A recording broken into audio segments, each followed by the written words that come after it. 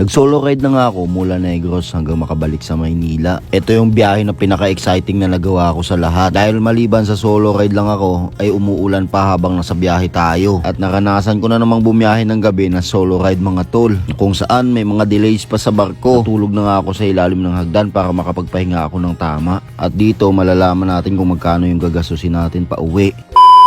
Bago nga bumiyahe, hinanginan ko muna yung gulong natin na camel tires. Panigurado sa mahaba-habang biyahe. Kailangan kasi bago bumiyahe mga tol, tama yung hangin ng gulong. Mag-aalas 10 na nga ng umaga to nang umalis ako. Kasi sabi ko, maganda na yung hapon ako dumating sa Katiklan para gabi yung biyahe ko papunta sa Ruas, Mindoro. Pero may mangyayaring hindi inaasahan mamaya kaya late talaga tayo. Nagpagas nga muna ako dito bago makarating sa bayan dahil wala na tayong gas. 150 yung pinagas ko dyan. Hanggang sa makarating na tayo dito sa bayan ng Binalbagan at dito na tayo magpapagas ng full tank. 430 pesos ngayon pinagas ko dito at na full tank na siya. At nagsimula na nga akong bumiyahe ng solo ride. At dito nakaramdaman ko na naman yung excitement at kaba dahil babiyahe na naman ako ng mag-isa. Dito ine-enjoy ko lang yung biyahe hanggang sa makarating na ako sa Hinigaran. Pero alam kong malayo pa dahil katabing bayan lang to ng Binalbagan. Hanggang sa madaanan ko na tong bayan ng San Enrique mga tol. At itong bayan ng Bago na kung saan nag-iwan ako dati ng mga stickers dito. Hanggang sa marating ko na nga itong Bacolod City na kung saan ito yung public plaza nila. Eto naman yung church katabi ng plaza nila mga tol. Diretso lang ako hanggang sa madaanan ko na nga tong SM kung saan nasa likod lang nito yung Braidco Port at doon tayo sasakay ng barko. May kukunin ka lang ticket dito tapos diretso ka na hanggang sa makarating ka na dito sa pangalawang booth na kung saan dito ka na magbabayad ng 95 pesos. Tapos dito ka na sa barko mismo magbabayad ng pamasahe mo patawid na kung saan 350 pesos yun mga tol. Nakaakyat na nga ako sa barko at may dumating ding barko galing Dumangas. Tapos ako tamang pahinga muna at kalikot ng cellphone dahil dito ko na inayos yung mga videos na dapat kong i-edit. 12:40 na nga nang umalis yung barko dito sa Bacolod papuntang Dumangas. At 2:38 ng hapon nang nakarating kami sa Dumangas Port. Kaso may problema dito mga tol dahil puno yung pantalan at hindi makadaong yung barko. Dito medyo kabado na ako dahil maitim na yung langit tapos aabutan pa ako ng gabi sa kalsada. Dahil sa matagal na kadaong yung barko ay 5:20 na kami nung makababa mga tol. At dito kabado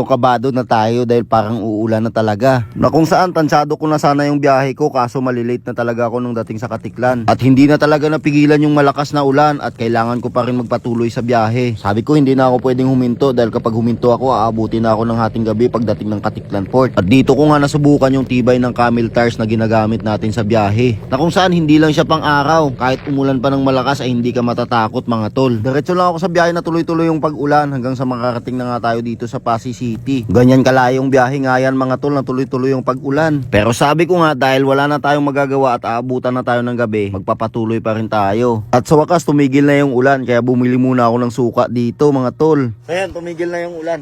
Diretso na ulit tayo. Okay. At dahil hapon na kaya binilisan ko na mga tol. Dito kasi sa probinsya sobrang lawak ng kalsada. Tapos kunti lang yung mga sasakyan. Basic nga lang yung 107 kph kay Sun Racing na poliset na ginagamit natin. Na kung saan kahit saan tayo pumunta hindi tayo tinitirik mga tol. Diretso lang hanggang sa makarating na nga ako dito sa Sigma, the heart of Capiz. Na kung saan malayo na yung tinakbo natin pero malayo pa yung pupuntahan natin. Alas 5 na nga ng hapon pero nasa Mambusaw pa lang ako. At iniisip ko dito nako aabutan na ako ng gabi mga tol. Hanggang 5:25 ng hapon ay nakarating na ako dito sa Welcome to Aklan. Ang sarap isipin na nasa Aklan ka na pero yung totoo malayo pa yan. Hanggang sa madaanan ko na nga itong Altabas mga tol. Nagpatuloy lang tayo sa biyahe hanggang sa 6:30 ng hapon na tayo nakarating sa Kalibo. Madami pa yung gas natin pero nagpagas na tayo dito. Panigurado lang dahil dadaan tayo mamaya sa bundok at sobrang dilim doon mga tol. At mahirap maubusan ng gas doon mga tol. Paggabi. 6:33 pala yung napagas ko dito mga tol. Ito yung unang pahinga natin dito sa Kalibo. Pero grabe makbakan kahit maulan. Sige lang. Kaya natin yan.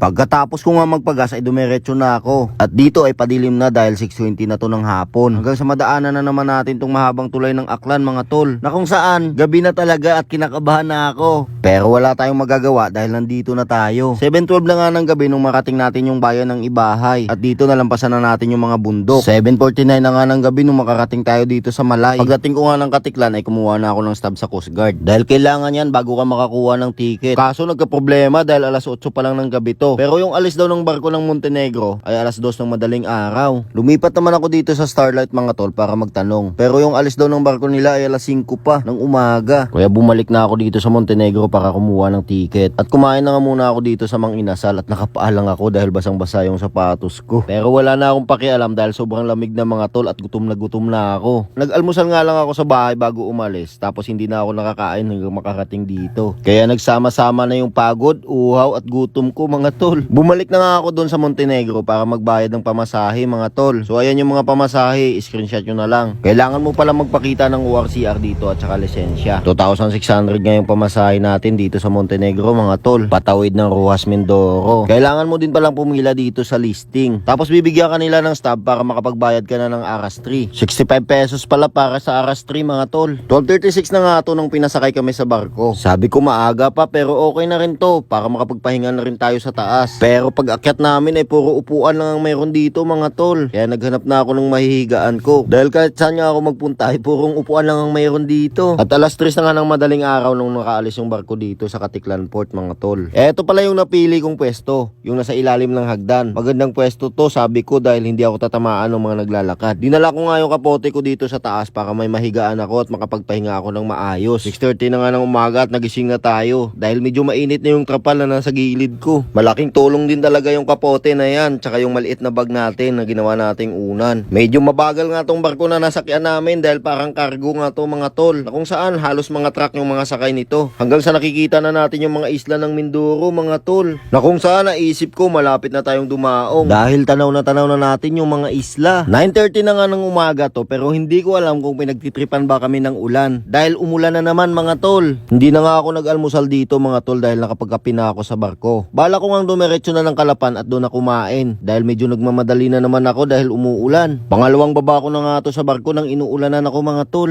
Medyo may kahirapan lang kasi bumiyahe pag umuulan. Kaya nagmamadali na rin ako. At may nabasa nga akong comment na mag-iwan daw ako ng sticker sa lugar na yan. Kaya nag-iwan na ako mga tol. Na kung saan, kung aling comment lang yung nababasa ko habang bumabiyahe ako, yun lang din yung napagbibigyan natin mga tol. Dumiretso na nga ako sa biyahe hanggang sa tumigil na yung ulan kaya tinanggal ko na yung kaputi natin. Bandang Pinamalayan na to kaya malayo-layo na yung nabiyahe natin mula doon sa Ruas Mindoro. At dumiretso na ulit ako sa biyahe pero kung nakikita nyo mga tol, umaambon-ambon na naman. Nasa bayan na tayo ng Pinamalayan pero hindi pa tayo nagsusuot ng kapote. Dahil ambon-ambon pa lang naman at sabi ko kaya pa naman yan. Dahil ang tunay na rider ay nagpapabasa muna bago magkapote. Hanggang sa ayun na nga, bumakbak na naman yung malakas na ulan. At napadaan pa tayo dito sa ginagawang tulay mga tol. Hanggang sa bumuhos na talaga yung sobrang lakas na ulan na kung saan napalaban na naman yung gulong natin. At tayo na rin mismong rider na kung saan halos purong ulan na yung pinagbabiyahe natin dito. Hanggang sa tumila na yung ulan bandang Kalapan mga tol at tinanggal ko na naman yung kapote. Nasabi ko sana last ng ulan na yun at hindi na ako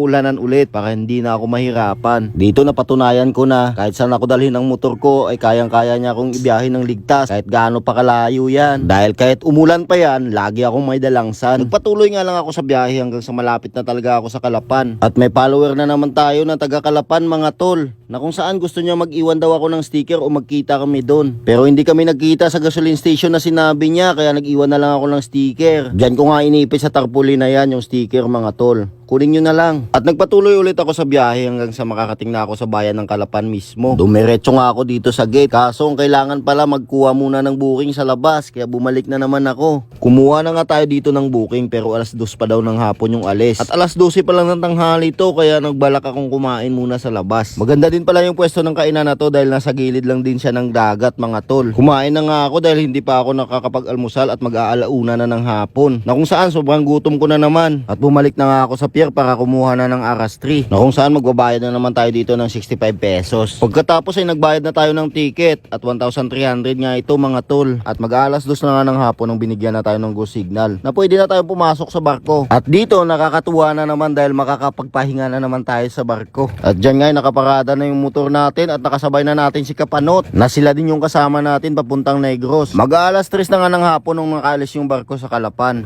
Na kung saan ilang oras na biyahe din yun papuntang Batangas mga tol. Hanggang sa marating na nga namin yung Batangas Port. Na kung saan may iisip natin na babalik na naman tayo sa Maynila at babalik na naman sa realidad ng buhay. Alas 5 na nga ng hapon to nung pinababa na kami dito sa Batangas Port. Na kung saan marami akong baong karanasan pagbalik pagbabalik ko dito sa Maynila na nakarating tayo ng Cebu. Nag-ride tayo mula Negros pa Boracay at umikot tayo sa Malay Island hanggang sa makabalik tayo dito sa Manila mga tol. At nagpatuloy pa ako sa biyahe hanggang sa makarating na naman ako sa matinding traffic dito sa Manila. Kung iisipin mo Batangas pa lang to pero grabe na yung traffic mga tol. Pero sabi nga nila, sanayan lang yan hanggang sa makarating na tayo dito sa May Lipa. At sa pagpapatuloy nga na biyahe ay nakarating na tayo dito sa San Pedro. Alas 8 na nga ng gabi to mga tol kaya medyo pagod na rin tayo. At sa wakas, Muntinlupa na tayo mga tol. Na kung saan malapit na talaga tayo hanggang sa makauwi na tayo dito sa amin. Kaso bago makauwi sa bahay ay naipit na naman tayo ng matinding traffic. Na kung saan nakakapanibago dahil sa probinsya ay walang traffic mga tol. At sa wakas sa mahaba-haba nating biyahe ay nandito na tayo sa Sukat. Na kung saan dito na yung sa amin. So ito yung motor natin. Pagkatapos natin mag long ride galing sa Negros hanggang makabalik dito sa Manila. So ganyan siya kadumi mga tol oh. Eto, sobrang dumi din. Ang kapal ang alikabok. Buhangin na yata to, hindi na alikabok eh oh. Yan. Tapos ito yung gulong natin. So, makapal pa yung gulong na inikot natin sa Negros. Inikot natin sa Cebu. Inikot natin sa Malay, Aklan. So, okay na okay pa. Panggilid natin, okay pa yan. Hindi tayo nagkaroon ng problema dyan. Ito naman yung harapan ng motor.